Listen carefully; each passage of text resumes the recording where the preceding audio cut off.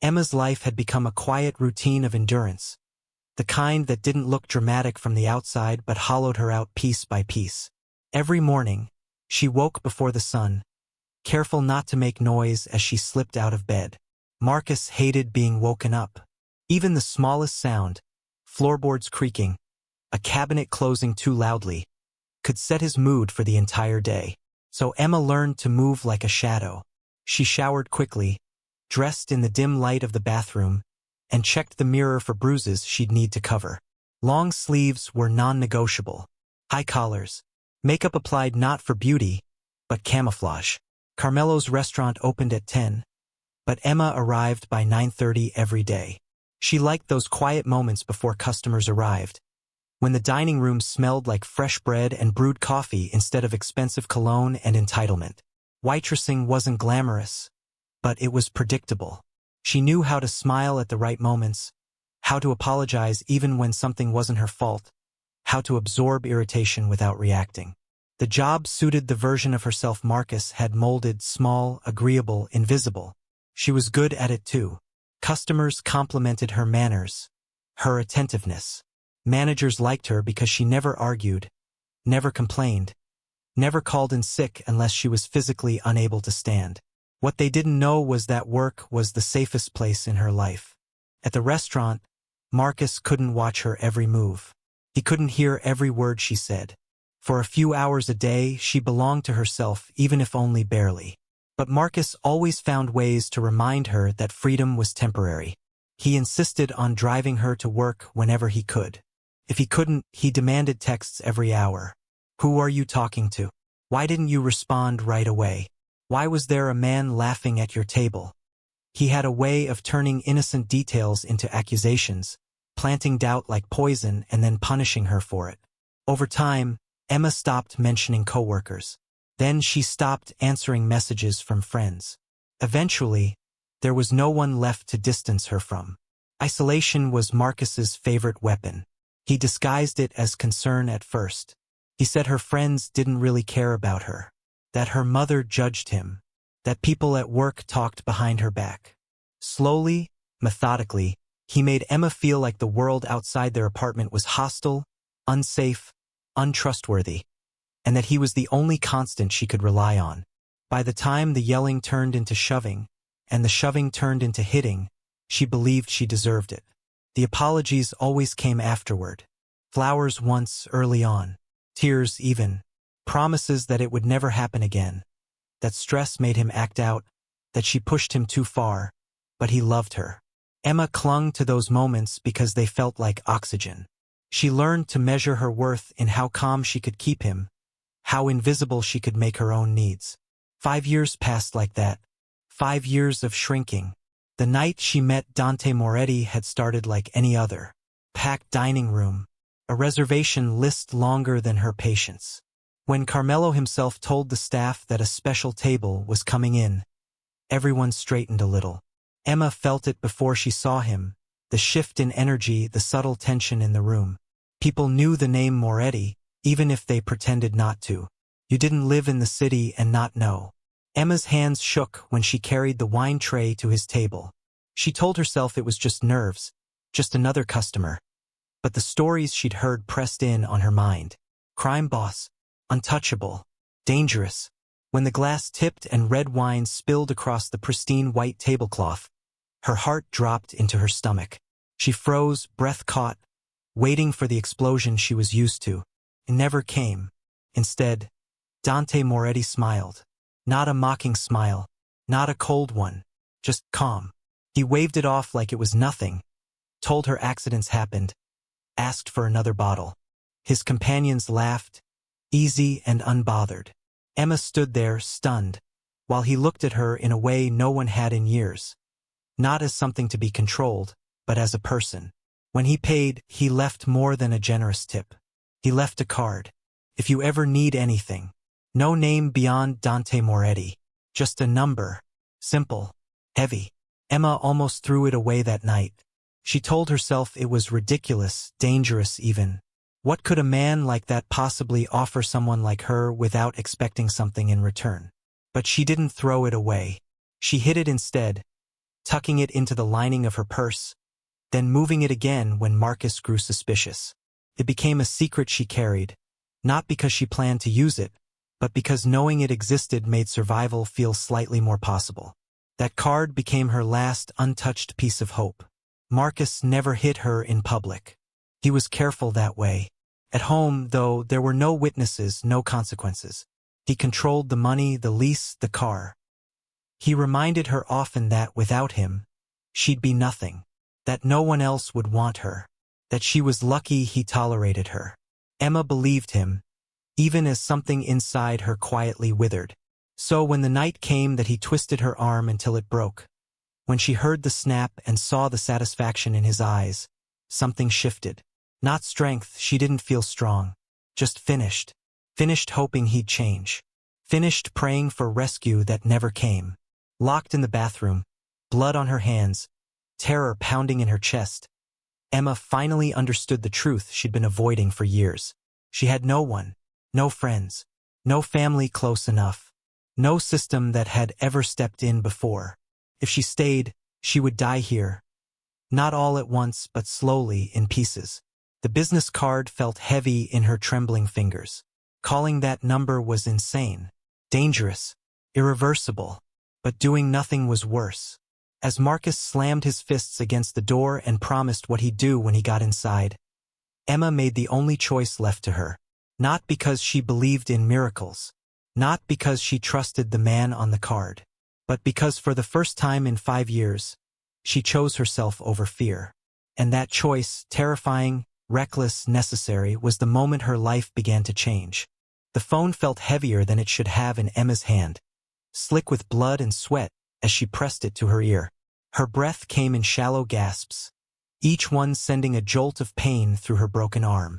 Marcus was still on the other side of the bathroom door, pacing now, the heavy tread of his boots scraping back and forth across the cheap tile.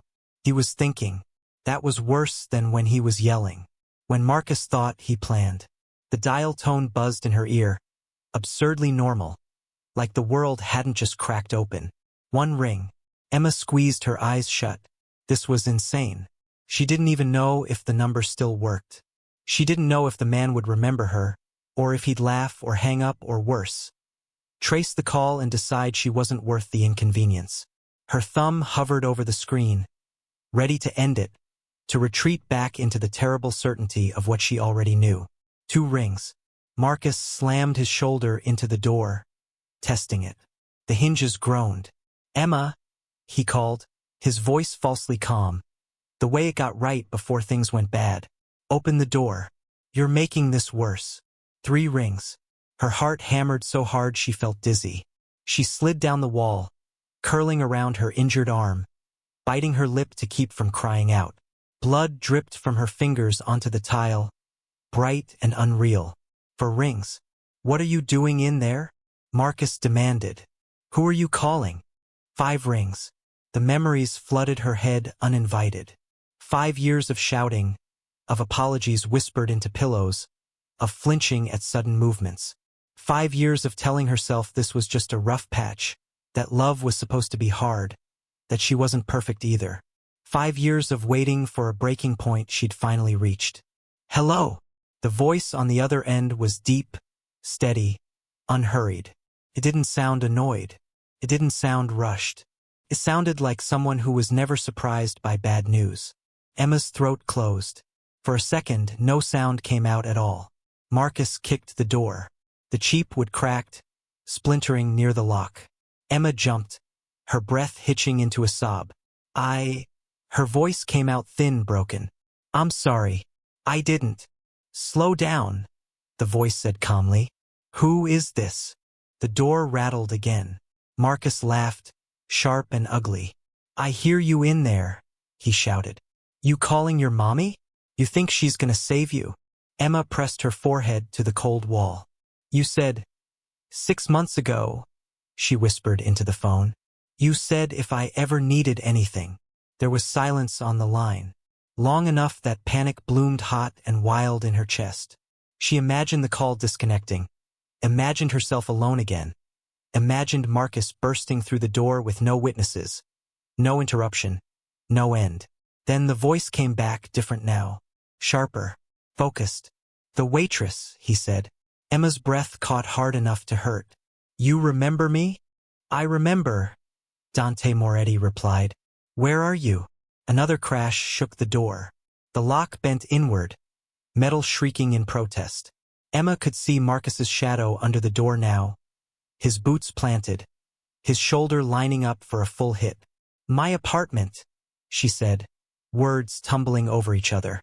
"Please." He broke my arm. "I'm in the bathroom.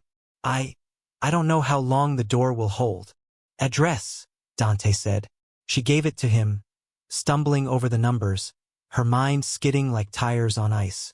Every second stretched impossibly long, like time itself was mocking her. "I'm 8 minutes away," he said. 8 minutes. It might as well have been 8 hours. Marcus heard something in her voice then. Hope, maybe, or fear sharpened into something else. He slammed his fist into the door again, harder this time. A chunk of wood split free and clattered to the floor inside the bathroom. "Who the hell are you talking to?" he snarled. Emma's hands shook so badly the phone nearly slipped from her grip. "Please," she whispered, not sure who she was begging now. "Please hurry." "I am," Dante said. Emma heard movement on his end, the muffled thud of a car door, the low hum of an engine coming to life. "Stay where you are." Marcus lunged, driving his shoulder into the door with everything he had. The lock tore loose with a violent crack. His hand punched through the gap, fingers clawing for the handle. Emma screamed. The phone slipped from her grasp, skidding across the tile and coming to rest against the wall. She scrambled backward into the bathtub, her broken arm slamming against the porcelain. White-hot agony exploded through her, stealing her breath, her vision going spotty at the edges. Marcus ripped the door open with a roar, with splintering outward. His face was purple with rage, eyes wild, veins standing out along his neck. He spotted the phone immediately, still lit, still connected. "What did I tell you?" he shouted, stomping toward it. "I told you not to." He snatched it up, jabbing a finger at the screen. "Who is this?" he barked. "You got some nerve calling my wife." There was a pause, just long enough for Marcus's expression to twist with irritation. Then the voice came through the speaker, calm and cold, filling the small bathroom like a threat you could taste. "Dante Moretti." The name hit the air like a gunshot. Marcus froze. Emma saw it happen in real time, the way the rage drained out of his face, replaced by something she'd never seen there before. Fear. Real fear. The kind that made his mouth go dry and his grip loosen on the phone. "That's not funny," Marcus said, but his voice cracked. "You think you're clever?" "I'm 6 minutes away now," Dante said, "and you're standing between me and someone under my protection." Marcus laughed, a brittle, high sound. "I don't care who you are. This is my wife. You have no right." "You broke her arm," Dante interrupted. His voice didn't rise. It didn't need to. "You have no rights left." Marcus's eyes flicked to Emma, curled in the bathtub, shaking and bleeding. For a fraction of a second, uncertainty flashed across his face. Then the rage came roaring back, louder than before, fueled by humiliation and terror. "You stupid bitch," he hissed, dropping the phone. "You called him? Do you have any idea what you've done?" He crossed the bathroom in 2 strides and grabbed her by the broken arm. Emma's scream ripped out of her, raw and animal, as he yanked. Pain detonated through her body, so intense it blurred everything else. She clawed at his wrist with her good hand, nails scraping skin, but he was too strong. He always was. "You think he's gonna save you?" Marcus shouted, dragging her out of the tub, her heels scraping uselessly against the tile. "You think some big scary name means anything? You just signed your death warrant." She could hear Dante's voice faintly through the phone, still on the floor, still connected. "Emma," he said, perfectly calm. "I'm 4 minutes away. Stay with me." Marcus threw her onto the couch in the living room, hard enough that the air left her lungs in a strangled gasp. She curled in on herself, sobbing, bracing for the next blow. It always came. Always. Marcus loomed over her, chest heaving, hands shaking now. Not with fury, but with something closer to panic. He ran his fingers through his hair, pacing, muttering under his breath. "Dante Moretti," he repeated. "Jesus Christ." Emma stared at the ceiling through tears, her entire body vibrating with pain and fear. The phone crackled on the floor nearby, Dante's presence still there, still counting down. Marcus stopped pacing. He turned back to her, eyes hardening. "This is your fault," he said quietly. "Everything that happens now is on you." He bent down and grabbed her arm again, right where it was broken, and squeezed. Emma screamed, the sound tearing out of her throat as the pain overwhelmed everything else. The room spun, her vision narrowing to a tunnel of white and red. Somewhere, through the haze, she heard Dante's voice one last time before the line went silent. 3 minutes, and Marcus tightened his grip. The doorbell rang. It was such a simple sound. Clean, polite, almost gentle. It cut through the apartment like a blade, slicing the chaos in half. Marcus froze. Emma was curled on the couch, arms wrapped around herself, tears streaking her face, her broken arms screaming with every breath. She barely registered the sound at first. Her mind was still stuck in survival mode, braced for the next blow, the next insult, the next burst of pain. The doorbell rang again, steady and unhurried, as if whoever stood on the other side had all the time in the world. Marcus slowly lowered his hand. "No," he muttered. "No, no, no. That's not possible." Emma's heart pounded so hard she thought it might tear itself free from her chest. It hadn't been 7 minutes. Couldn't have been. Dante had said 7, then 6, then 4. Time had stretched and warped, but this felt too soon. Impossible. The doorbell rang a third time. Marcus backed away from Emma like she'd suddenly become dangerous. His face cycled through emotions so fast it was dizzying. Rage, disbelief, calculation, fear. Real fear now, naked and unfiltered. "You stay here," he hissed, pointing at her as if she might run. "Don't say a word." He staggered toward the door, shoulders squared in a posture that tried and failed to look confident. Emma heard the deadbolt slide free. The chain rattled. Her breath hitched. Every instinct screamed that this wasn't over, that this was just another trick, another escalation before everything fell apart. Marcus cracked the door open. "I don't know what she told you," he said loudly, forcing a sneer into his voice. "But this is a private domestic situation. You need to leave." There was a pause. Then a voice answered, low and even, carrying a weight that seemed to press down on the room itself. "Step aside. You can't just." Marcus never finished the sentence. The sound was quick, sharp, a dull, heavy thud followed by a choking grunt. Emma gasped as Marcus's body slammed into the wall outside, then slid bonelessly to the floor. Silence crashed down, thick and unreal. Footsteps entered the apartment. Slow, measured, unrushed. Emma's vision blurred as she tried to sit up, panic clawing at her chest. She didn't know what she expected. Shouting, gunfire, blood. But what she got instead was calm, control. The sense that whatever happened next was already decided. A man appeared in the doorway.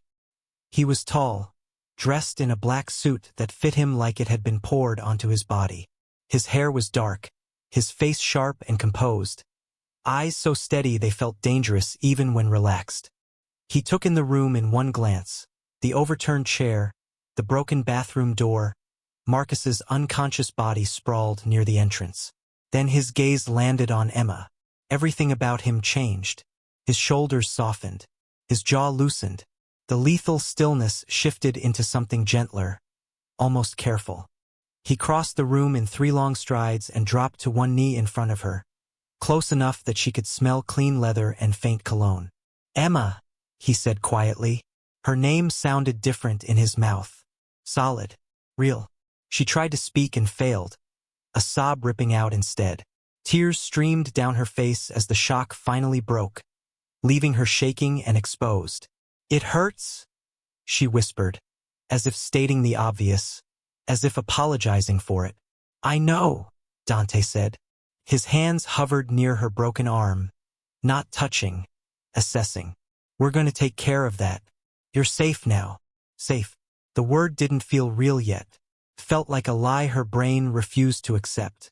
She glanced toward the door, half expecting Marcus to lunge back into the room, furious and unstoppable as always. Two men in dark suits stepped inside and lifted Marcus effortlessly, like he weighed nothing. His head lolled, his body limp. They carried him out without ceremony, without cruelty, without hesitation. Emma watched them go, numb. "Can you walk?" Dante asked. She nodded, then immediately shook her head as the room spun. Her knees buckled before she could stop them. Dante caught her instantly. One arm slid behind her back, the other under her knees, lifting her with a gentleness that made her breath hitch. She was light in his arms, lighter than she'd ever felt before, like she was made of something fragile instead of burdensome. Her cheek pressed against his chest. She could feel his heartbeat, steady, unhurried, not even slightly elevated. "It's okay," he murmured. "I've got you." No one had ever said that to her and meant it. The hallway blurred as he carried her out of the apartment. Cold night air hit her face as they stepped outside, sharp and grounding. A black Mercedes waited at the curb, engine idling, back door already open. Dante settled her into the leather seat with care, draping his coat over her shoulders before she could protest. The warmth soaked in immediately, grounding her shaking body. He slid in beside her, the door closing with a solid, final sound. The car moved. Emma stared out the window as the city slid past, lights streaking into soft smears. Her apartment building disappeared behind them, shrinking into nothing. 5 years of fear left behind in seconds. "What did you do to him?" she asked hoarsely. "Nothing permanent," Dante replied, eyes fixed on the road ahead. Yet, the word hung unspoken but heavy. "He'll come after me," Emma said, the panic creeping back in. "When he wakes up, he always does." "No," Dante said calmly. "He won't." His certainty was absolute, not comforting, factual. "You don't understand," she whispered. "He doesn't stop." Dante turned to look at her then, really look at her. There was anger in his eyes, sharp and contained, but not directed at her. Never at her. "I've ended men for less than what he did to you," he said quietly. "The only reason he's still breathing is because I want you to see this handled properly." The car turned through iron gates that opened without pause. Beyond them stretched manicured grounds, wide and imposing, lit by soft, strategic lighting. An estate, not a house, an estate.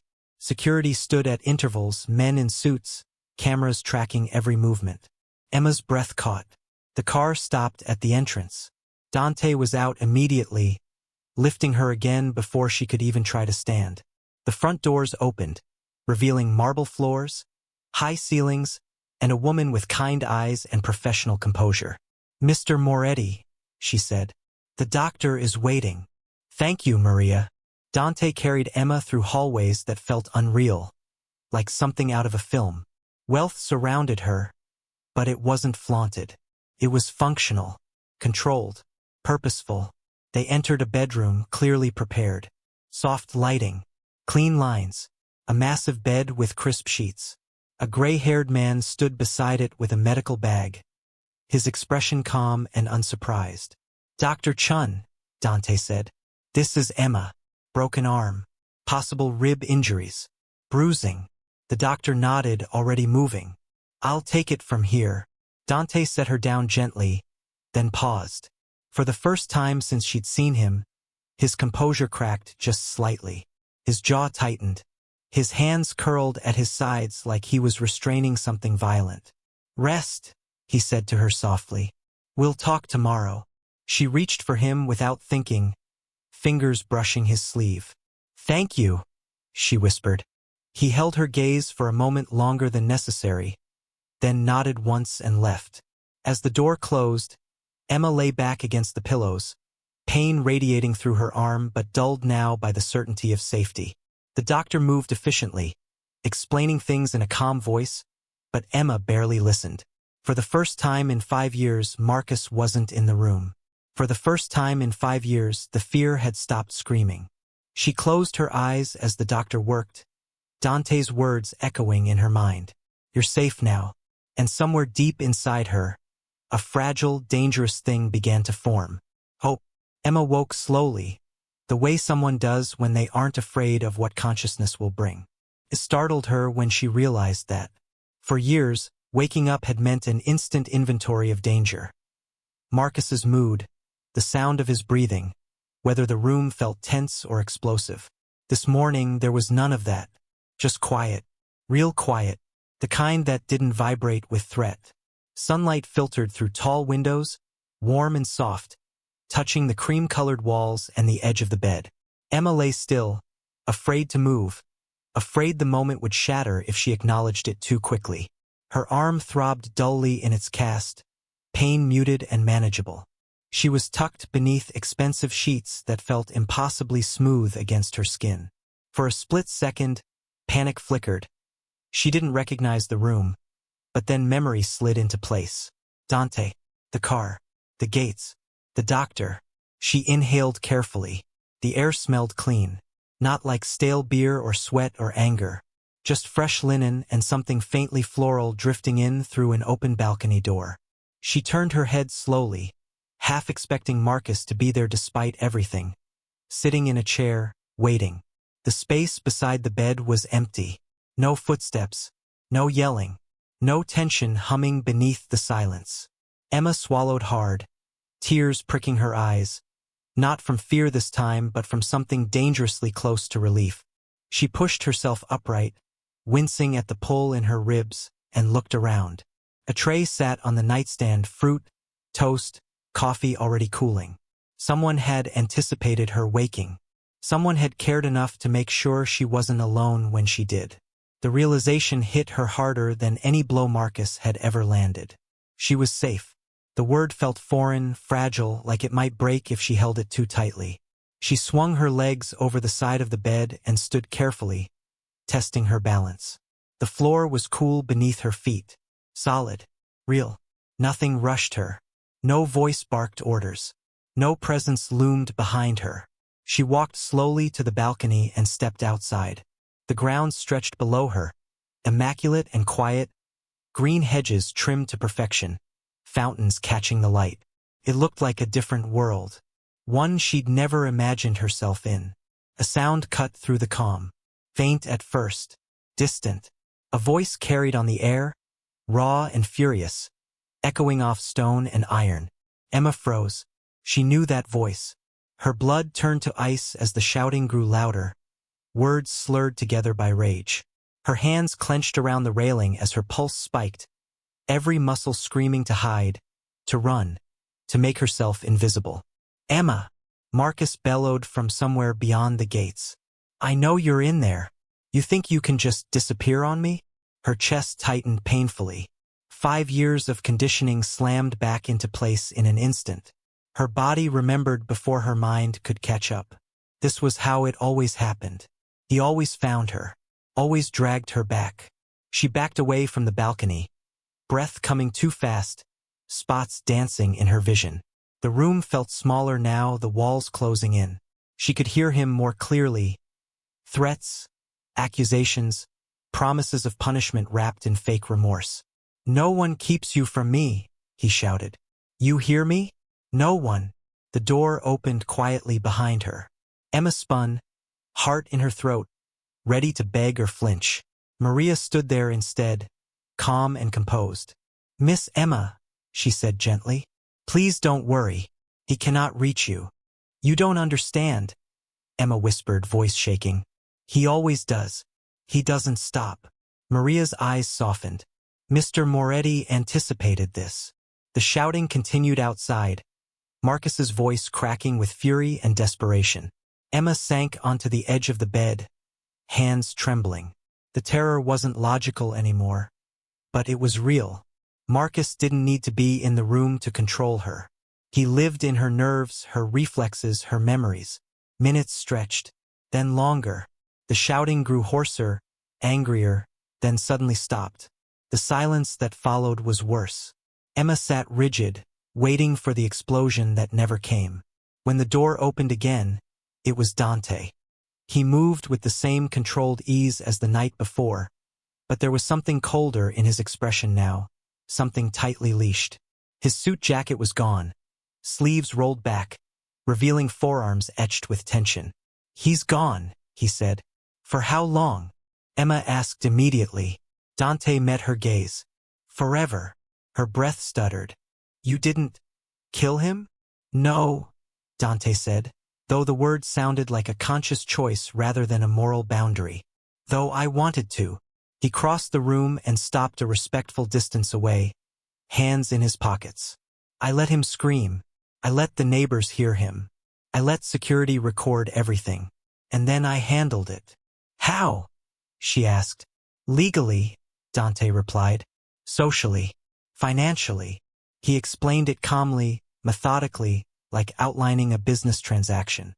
Divorce papers already filed.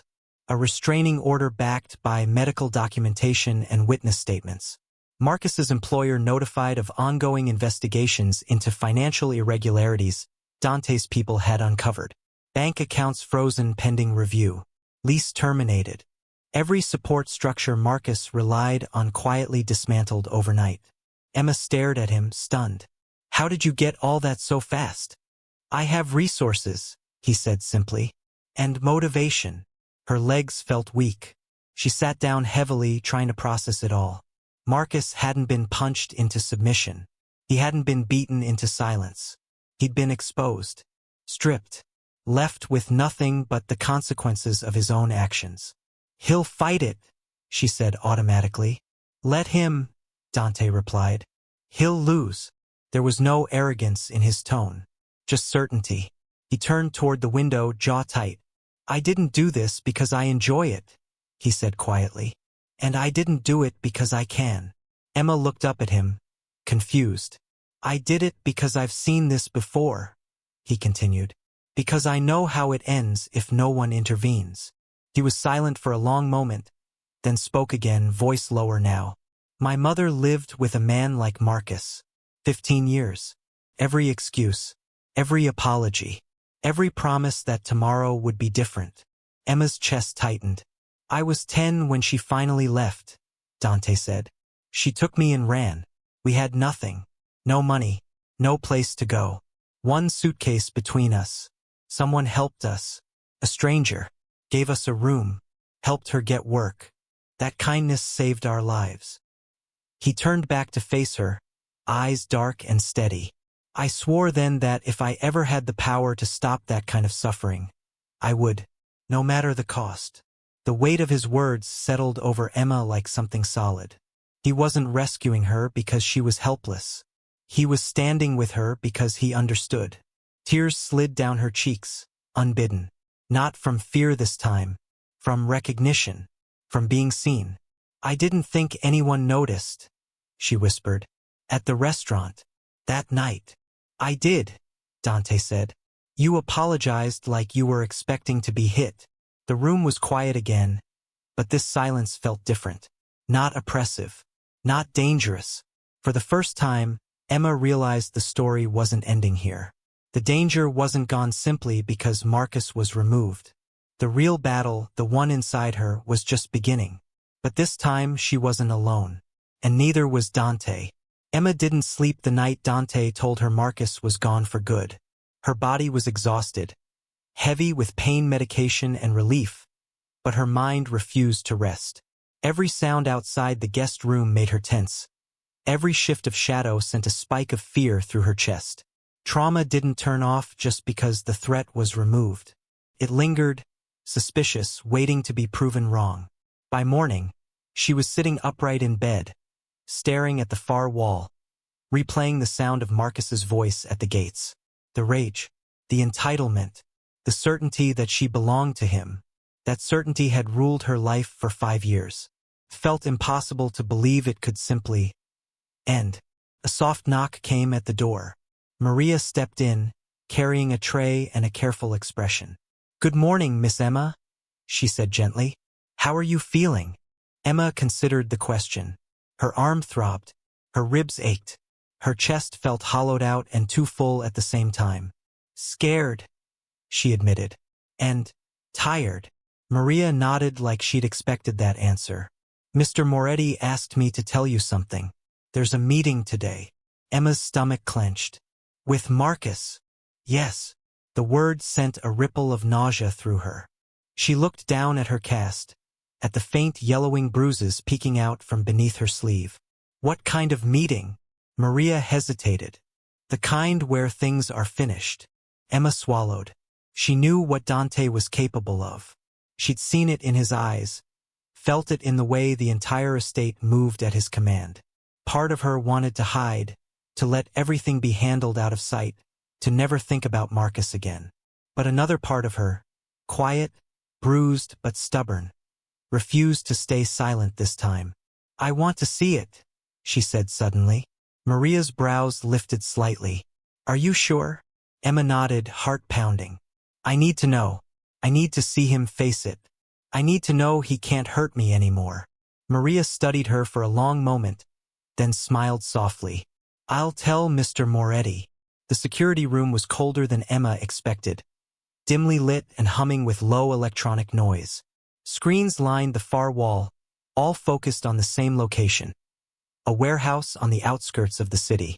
Empty, industrial, anonymous, the kind of place where things disappeared. Emma sat in a chair that felt too big for her, hands folded tightly in her lap. Maria sat beside her, a steady presence. Somewhere deep in her chest, fear twisted with anticipation. You don't have to watch if it becomes too much, Maria said quietly. I know, Emma replied, but I want to. The warehouse doors creaked open on the screen. Marcus was shoved inside by two men in suits. He looked smaller than Emma remembered. Bruised, unshaven, his clothes wrinkled and dirty. The arrogance that once filled him like armor was cracked, barely holding together. He looked around wildly. What is this? He demanded. You can't do this. You can't just kidnap me. Dante stepped out of the shadows. Even through a screen, his presence was undeniable. Calm, controlled, predatory in the way a lion was predatory. Not frantic, not loud, just certain. Marcus stiffened. You, he spat. You think you're some kind of hero? Sit down, Dante said. The command was quiet, absolute. Marcus laughed nervously, but his eyes betrayed him. He hesitated, then sat in the metal chair at the center of the warehouse. The sound echoed, sharp and final. Dante circled him slowly, hands clasped behind his back. Let's talk about power, he said. You thought you had it because you were bigger, louder, because you could scare someone into silence. That's none of your business, Marcus snapped. She's my wife. She was your victim, Dante corrected. And she is watching. Emma's breath caught. Marcus's head jerked up, eyes darting toward the camera, scanning desperately. Emma? He called, voice cracking. Emma. Baby, I'm sorry. You know I didn't mean it. I just get angry sometimes. Stop, Dante said. Marcus flinched. Dante placed a folder on the table and opened it, spreading documents out slowly, deliberately. Medical reports, photographs, statements from neighbors, co-workers, a doctor who treated her bruises without asking questions. Marcus's face drained of color. You don't have proof. I have more than enough, Dante replied. And that's just the beginning. Another folder followed. Thicker. He flipped it open. Embezzlement, Dante continued calmly. 3 years' worth. You skimmed from your company. Thought no one noticed. Marcus surged to his feet. That's illegal. You can't. Dante slammed him back into the chair with one hand, the movement fast and brutal. Marcus cried out, terror spilling free now, unmasked. You don't get to talk about legality, Dante said softly. Not today. Emma watched, her hands shaking, her heart pounding. This was Marcus exposed, no charm, no control, no audience to intimidate. What do you want? Marcus sobbed. I want you gone, Dante said. Sign the divorce papers. Accept the restraining order. Leave the state. Never contact Emma again. And if I don't? Marcus whispered. Dante leaned in close. Then I hand everything to the police. And you spend the next decade in prison wondering why no one believes you. Silence swallowed the warehouse. Marcus's shoulders slumped. He started to cry. Not the angry tears Emma knew, but broken, ugly sobs. I loved her, he whispered. Dante laughed once, sharp and humorless. Love doesn't leave bruises, he said. Love doesn't break bones. Love doesn't make someone afraid to breathe. Marcus's sobbing grew louder, desperate. Please, I'll do better. I swear. Emma felt something inside her loosen. Not satisfaction. Not pity. Closure. The papers were shoved toward Marcus. His hands shook as he picked up the pen. Every signature looked like a surrender. Divorce. Restraining order. Agreement to leave the state within 24 hours. Where am I supposed to go? Marcus asked weakly. Anywhere that isn't near her, Dante replied. You have family in Ohio. Start there. The pen slipped from Marcus's fingers when he finished. He stared at the papers like they'd erased him. Dante nodded to his men. Take him. Marcus was dragged toward the door, crying, pleading, shouting Emma's name. The same promises he'd made 100 times before. Emma felt nothing. The screen went dark. The room was silent except for the low hum of electronics. Emma sat perfectly still, tears streaming down her face.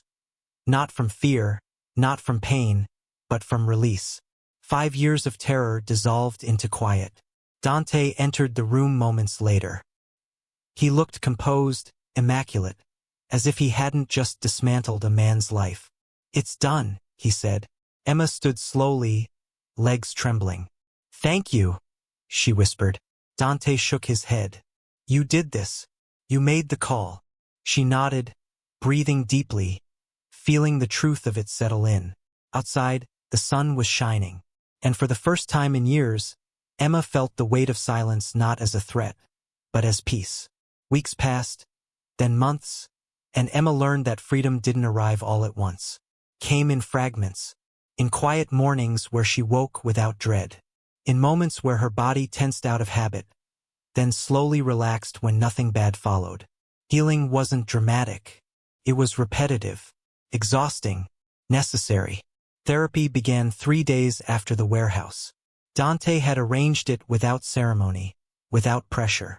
A trauma specialist named Dr. Mitchell sat across from Emma in a sunlit office and spoke in a calm, steady voice that never rushed her. The first session barely touched the past. Emma cried anyway. The second session was worse. Memories spilled out, things she'd normalized, minimized, buried. The way Marcus monitored her phone. The way she apologized when he hit her.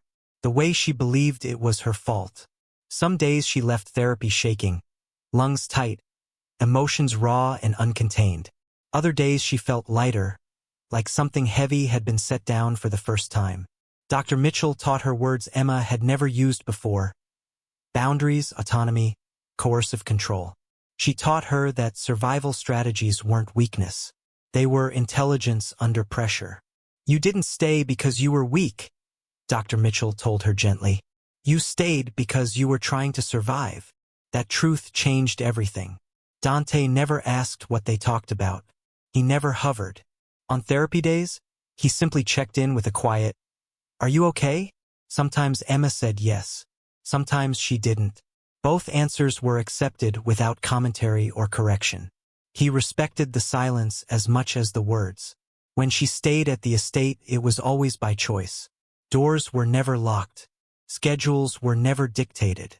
He never entered her space without permission. If he noticed her flinch when he moved too quickly, he slowed. If she needed distance, he gave it. Once, when he reached out to touch her arm and saw hesitation flicker across her face, he stopped immediately and stepped back. "I'm sorry," he said. Not defensively, not offended, just acknowledging her experience. That alone taught her something profound. Emma eventually asked for her own place, not because she felt pushed, but because she felt ready.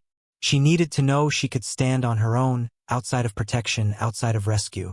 Dante helped without controlling, connected her with a realtor, reviewed contracts when she asked, then stepped back and let her choose. Neighborhood, layout, paint color, all hers. The day she moved in, she stood alone in the empty living room, keys warm in her palm, heart pounding. This space belonged to her. No one else. No one to appease. No one to fear.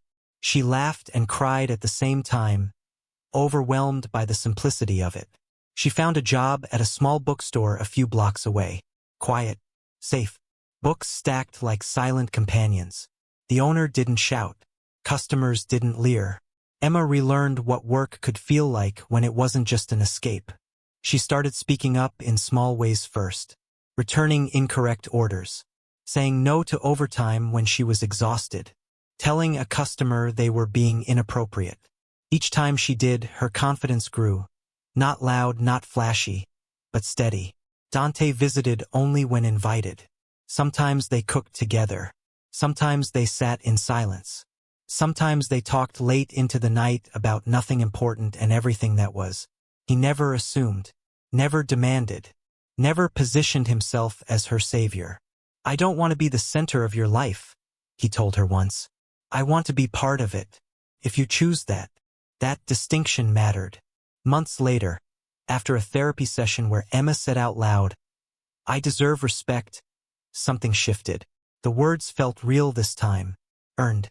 She called Dante afterward and asked him to come over. When he arrived, she didn't apologize for needing the conversation. "I'm scared," she told him honestly, "but I don't want fear to decide for me anymore." He listened, didn't interrupt, didn't rush to reassure. "I care about you," he said when she finished, "but I won't choose for you, ever." So she chose, slowly, carefully, on her terms. Their first kiss wasn't desperate or consuming. It was tentative, checking in at every breath. When she pulled back, he didn't chase. When she leaned in again, he met her there. Felt nothing like what she'd known before. There was no power struggle, no fear of consequence, just mutual consent unfolding in real time. Life didn't become perfect. Some nights, old memories surfaced. Some days, she doubted herself. Healing wasn't linear, but she was no longer trapped in it alone, and she was no longer defined by what had been done to her. 1 year after the night she made the call, Emma stood in front of her mirror, adjusting her jacket. She barely recognized the woman looking back at her. Not because she was unscarred, but because she was whole. Her phone buzzed. "Dante, ready for dinner?" She smiled and typed back, "I'll meet you there. I'm driving myself." When she stepped outside, keys in hand, the air felt different, lighter. She paused for a moment, remembering the bathroom floor, the broken arm, the terror that had once felt endless. Then she squared her shoulders and walked to her car. Emma didn't need saving anymore. She had spoken up. She had left. She had healed. And she owned her life, completely, unapologetically, and finally.